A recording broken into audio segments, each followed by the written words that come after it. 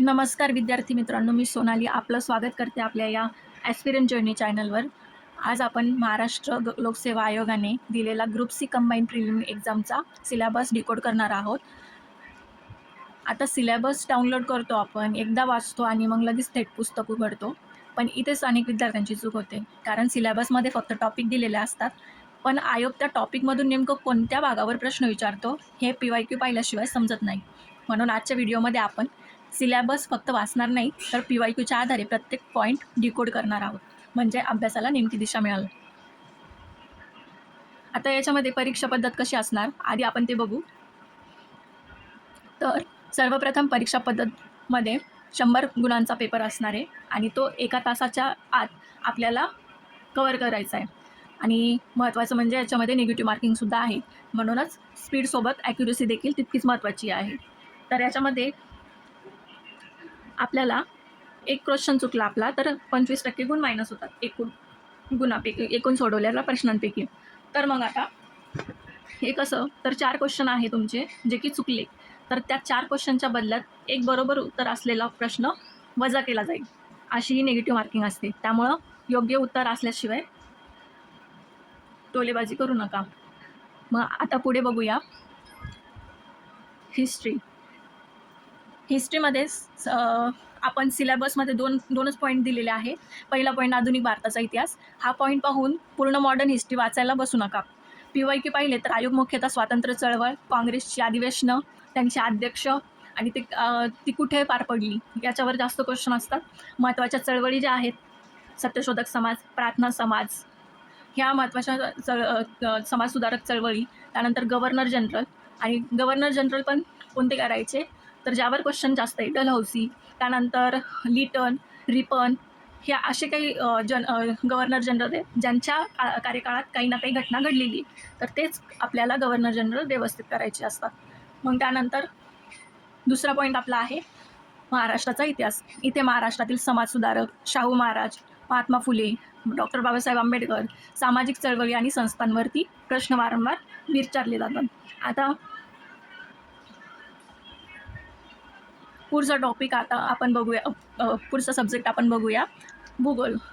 आता सिलेबसमध्ये पृथ्वी, हवामान, अक्षांश, रेखांश, महाराष्ट्राचा भूगोल, जमिनीचे प्रकार, पर्जन्यमान, प्रमुख पिके, शहरे आणि नद्या असे पॉईंट दिलेले आहेत. यामध्ये आयोग पृथ्वीच्या बेसिक कन्सेप्टपेक्षा महाराष्ट्राच्या भूगोलावर जास्त भर देतो.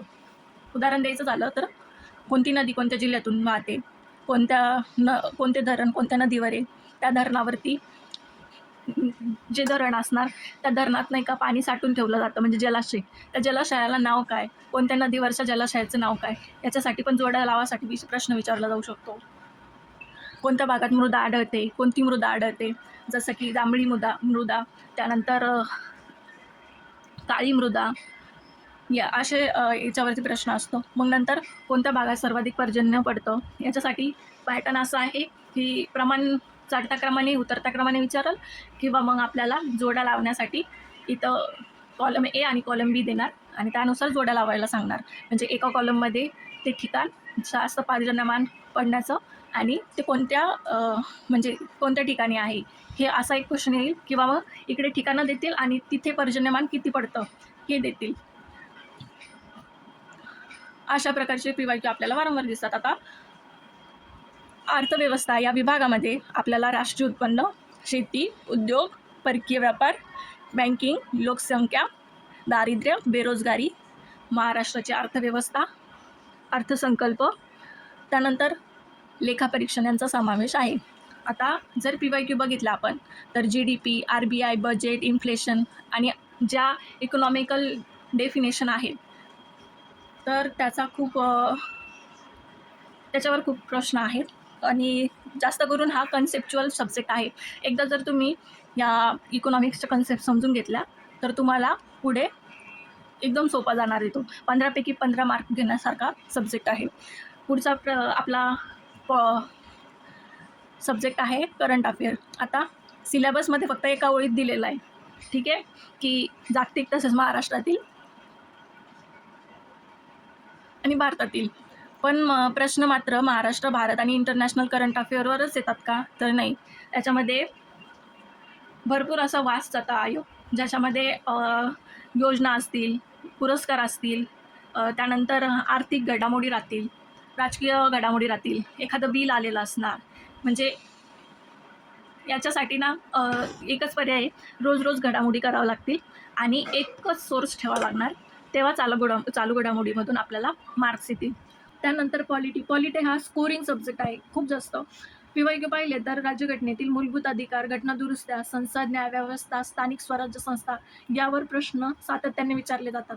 आणि आपल्याला याच्यामध्ये टोटल कलमांपैकी जे स्टार्टिंगची कलमं आहेत, जसं की कलम 1 पासून ते 51A पर्यंत मूलभूत कर्तव्यापर्यंत आपल्याला सर्व कलमं पाठ असली पाहिजेत. त्याच्यावरती हमखास प्रश्न असतो आणि ते पाठच असलं पाहिजे आपलं. त्यानंतर सब्जेक्ट येतो आपला सायन्समध्ये फिजिक्स, केमिस्ट्री, झुलॉजी, बॉटनी आणि हायजीन असं वर्गीकरण देण्यात आलेलं आहे. तर भरपूर मुलांना सायन्सची खूप जास्त भीती असते, पण व्यवस्थित प्रॉपर अभ्यास केला तर हे जे सायन्सचे प्रश्न आपण ग्रुप सीमध्ये जर बघितले ना, तर त्याची काठिण्य पातळी एवढी कमी असते की आपल्याला अभ्यास केला असल्यामुळं इझिली येतात. तर या विषयाला घाबरायचं कारण नाही आहे. एकदा सिलेबस हा जर कंप्लीट झाला ना, तर याच्यामध्ये आपल्याला हमखास मार्क येतात. हा पण जो असतो सब्जेक्ट त्याला 15 मार्क असतात. आता राहिला विषय गणित आणि बुद्धिमत्ता चाचणी.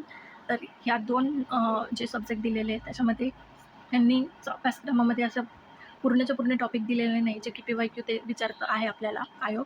तर माझं म्हणणं असेल की तुम्ही हे जे पॉईंट मी सांगते नोट डाऊन करून घ्या. आता अंकगणितमध्ये आपल्याला बेरीज, वजाबाकी, गुणाकार, भागाकार, त्यानंतर दशांश अपूर्णांक आणि टक्केवारी इथपर्यंत तर दिलेलं आहे. आता बाकीच्या जे मेन पॉईंट्स चॅप्टर त्याच्यामध्ये कोणकोणते आहेत ते बघूया. आता आपल्याला रेशोवरती पण प्रश्न आहे, सरासरीवर आहे, नफा तोटावर आहे, त्यानंतर सिंपल आणि कंपाऊंड इंटरेस्टवर आहे, टाईम आणि वर्कवर तर असतो. वेळ, अंतर आणि वेग याच्यावर पण असतो. वयावरचे प्रश्न असतात. LCM ते लसावी मसावी याच्यावर पण प्रश्न असतो. त्यानंतर इक्वेशन असतात. त्याच्यानंतर आता आपण बघूया रिझनिंगमध्ये कोणते टॉपिक असतात. तर याच्यामध्ये सगळ्यात जास्त घड्याळवर, कॅलेंडरवरती, रँकिंगवर, डायरेक्शनवर, blood relation, coding decoding, odd man out, analogy, त्यानंतर नंबर सिरीज, अल्फाबेट सिरीज, त्याच्यानंतर आपल्याला मिरर इमेज किंवा वॉटर इमेज याच्यावर पण 1-2 वर्षातून एकदा प्रश्न येतो. डाईस असतो, डाईसवर तर हमखास येतो. त्यानंतर वेन डायग्रामवर येतो. त्यानंतर स्टेटमेंट आणि कन्क्लुजनवरती येतं. म्हणजे स्टेटमेंट दिलेलं असेल, 2 स्टेटमेंट दिलेले राहतात, 3 देतात किंवा 4 देतात आणि त्याच्यावरून कन्क्लुजन काढायचं राहतं. त्यानंतर लॉजिकल रिझनिंग असतं, सेटिंग अरेंजमेंट राहते. एवढे सर्व टॉपिक आपल्याला रिझनिंगमध्ये असतात. गणित, रिझनिंग हे दोन्ही विषय पूर्णपणे प्रॅक्टिस बेस्ड आहे. जितके जास्त PYQ आणि मॉक क्वेश्चन सोडवाल तितका या भागात आपल्याला स्कोर वाढेल. त्यामुळे रोज किमान 1 तास किंवा 2 तास मी म्हणेल कंपल्सरी सराव करायचाच आहे. आता आपण बघूया की मार्कांचं वेटेज कोणत्या सब्जेक्टला कसं आहे.